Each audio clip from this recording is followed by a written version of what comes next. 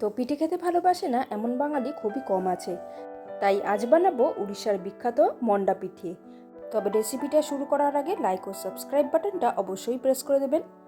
পিঠেটা বানানোর জন্য প্রথমে নিয়ে নেব 2 কাপ চালের গুঁড়ো, আর নিয়ে নেব এখানে ছানা। এখানে 1 বাটির মতন ছানা নেওয়া হয়েছে। এরপর চালের গুঁড়োর মধ্যে দিয়ে দেবো হচ্ছে 1/2 চা চামচের মতো লবণ, আর এটা ভালো করে মিক্স করে নেব। এরপর গরম জল দিয়ে চালের গুঁড়োটাকে ভালো করে মেখে নেব।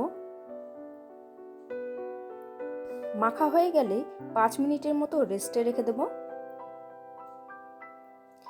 এরপর বানিয়ে নেব পুর। এর জন্য চাই 1 বাটির মতো খেজুর গুড়, আর তার মধ্যে দিয়ে দেব ছানা। যতক্ষণ না আঠালো ভাব আসছে ততক্ষণ পর্যন্ত রান্না করে নেব। আর পুরের মধ্যে সুন্দর একটা গন্ধ আনার জন্য দিয়ে দেবো এলাচ গুঁড়ো। আর পুরটার মধ্যে আঠালো ভাব আনার জন্য 1 থেকে 2 টেবিল চামচের মতো দিয়ে দেবো গুঁড়ো দুধ। যখনই দেখবেন চিটচিটে ভাব এসে গেছে তখনই বুঝবেন যে পুরটা একদম রেডি হয়ে গেছে। এরপর পিঠেগুলোকে গড়ে নেব। প্রথমে ছোট একটা লেচি কেটে নেব।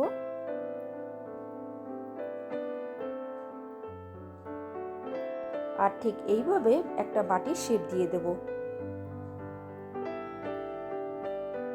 এরপর এই বাটি শেপের মধ্যে দিয়ে দেব বানিয়ে রাখা পুর।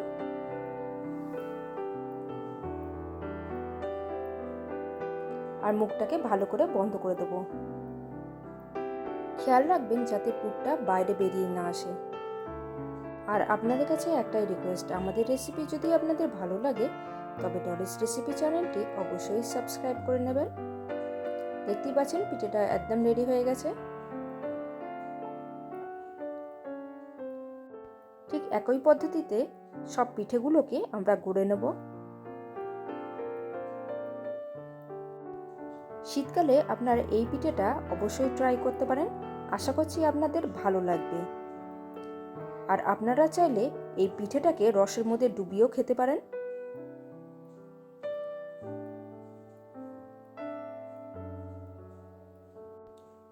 দেখতেই পাচ্ছেন পিঠেগুলো একদম রেডি হয়ে গেছে। এরপর একটা জালিদার পাত্র নিয়ে নেব, আর এক এক করে সব পিঠেগুলোকে এই পাত্রের মধ্যে রেখে দেব। এরপর কড়াইয়ের মধ্যে নেব একটা স্ট্যান্ড, আর মিডিয়াম টু হাই আঁচের মধ্যে পিঠেগুলোকে 20 থেকে 30 মিনিটের মতো স্টিম করে নেব।